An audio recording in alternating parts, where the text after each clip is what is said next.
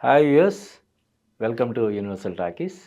ఇప్పుడు మనం డిస్కస్ చేసుకోబోయే టాపిక్ కర్ణాటకలో కాంగ్రెస్ పార్టీ అనుసరిస్తున్నటువంటి విధానాల గురించి.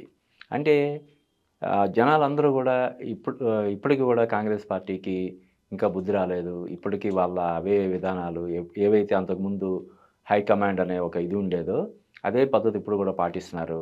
ఒక రాష్ట్రాలని పరిపాలించే ముఖ్యమంత్రిని ఢిల్లీలో కూర్చొని ముఖ్యమంత్రులను మార్చడం కానీ, లేకపోతే ఇంకోటి చేయడం కానీ చేసే ఈ పద్ధతి ఇప్పటికి కూడా వాళ్ళు ఇదే పాటిస్తున్నారు. ఇంకా వాళ్ళకి ఎప్పటికీ మార్పు లేదు వాళ్ళ ఆలోచన విధానంలో అని చెప్పి తీవ్ర స్థాయిలో విమర్శలు వస్తున్నాయి. అయినప్పటికీ కూడా ఇప్పటికీ దానికి సంబంధించినటువంటి వార్తలు అవి వస్తూనే ఉన్నాయి. ఉదాహరణకి కాంగ్రెస్ పార్టీలో ఆహ్, ఇప్పుడు అధికారంలో ఉన్నటువంటి కర్ణాటకలో నాయకత్వ మార్పుకు సంబంధించినటువంటి చర్చ చాలా రోజులుగా ఇంకా చెప్పాలంటే కొన్ని నెలలుగా జరుగుతుంది. ఇది పార్టీకి ఎంతవరకు మేలు చేస్తది?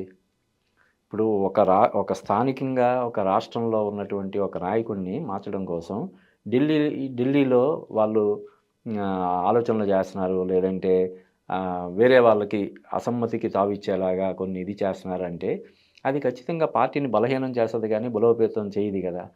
చిన్న లాజిక్‌ని ఎందుకు కాంగ్రెస్ పార్టీ మిస్ అవుతదో మనకి పెద్ద మిస్టరీ లాగా అనిపిస్తది. ఇప్పుడు మనకి 33 రాష్ట్రాల్లో మన ఇండియాలో ఉంటే కేవలం 3 రాష్ట్రాల్లో అధికారంలో ఉంది కాంగ్రెస్ పార్టీ. అది కూడా దక్షిణాదిలో కర్ణాటక, తెలంగాణలో 2 రాష్ట్రాల్లో ఉంది. మిగతా నార్త్‌లో కేవలం హిమాచల్ ప్రదేశ్‌లో మాత్రమే అధికారంలో ఉంది. అంటే ఒకప్పుడు ఇండియాని మొత్తం పరిపాలించి సంవత్సరాల తరబడి, దశాబ్దాల తరబడి పరిపాలించినటువంటి కాంగ్రెస్ పార్టీ ఈ రోజున కేవలం 3 రాష్ట్రాల్లో మాత్రమే అధికారంలో ఉందంటేనే సిగ్గుపడాల్సినటువంటి విషయం. ఆత్మ విమర్శ చేసుకోవాల్సినటువంటి విషయం.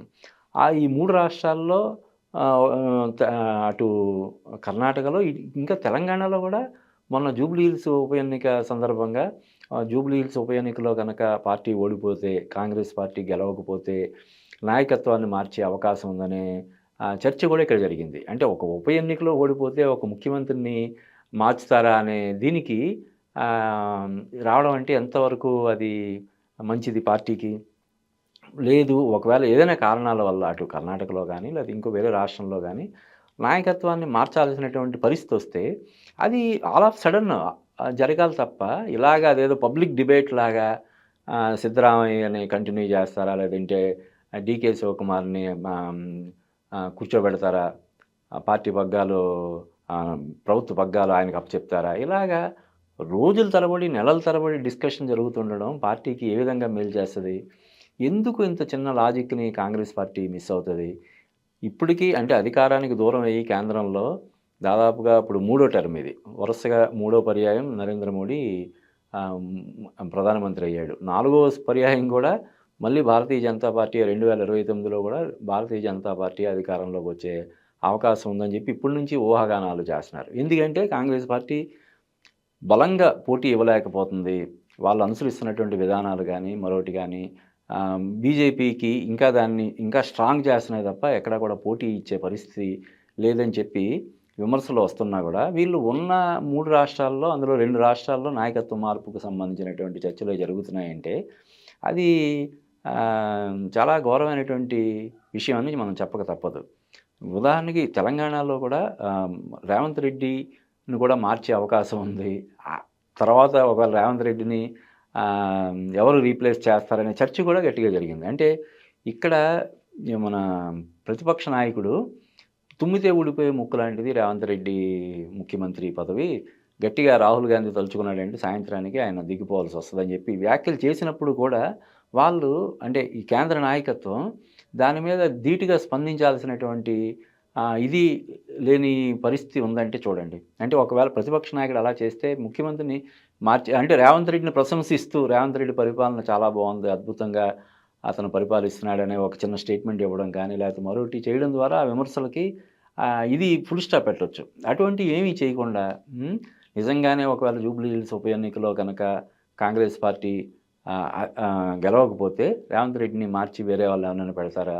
ఏంటి అనే చర్చ జరిగేలాగా, ఆ చర్చకు తావిచ్చేలాగా వ్యవహరించడం అనేది కాంగ్రెస్ పార్టీకి చాలా తీవ్రమైనటువంటి నష్టం కలగజేస్తుందని చెప్పక తప్పదు.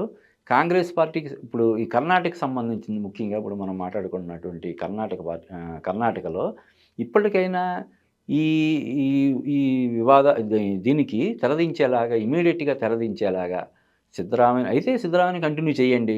ఆ విషయాన్ని క్లారిఫై చేయండి. లేదు సిద్ధరామయ్యని మార్చే ప్రసక్తి లేదు. ఆయన చక్కగా అడ్మినిస్ట్రేషన్ అది చేస్తున్నాడని చెప్పి ఒక స్టేట్మెంట్ ఇవ్వండి. దానికి ఫుల్ స్టాప్ పెట్టండి. లేదు ఒకవేళ మార్చాలనే ఆలోచన మీకుంది. ఇంటెలిజెన్స్ రిపోర్ట్స్ అనో లేకపోతే మీ పార్టీ పరమైనటువంటి రిపోర్ట్స్ అనో తెప్పించుకొని ఎవరిని దానికి ఇవి చేస్తే బావుంటది.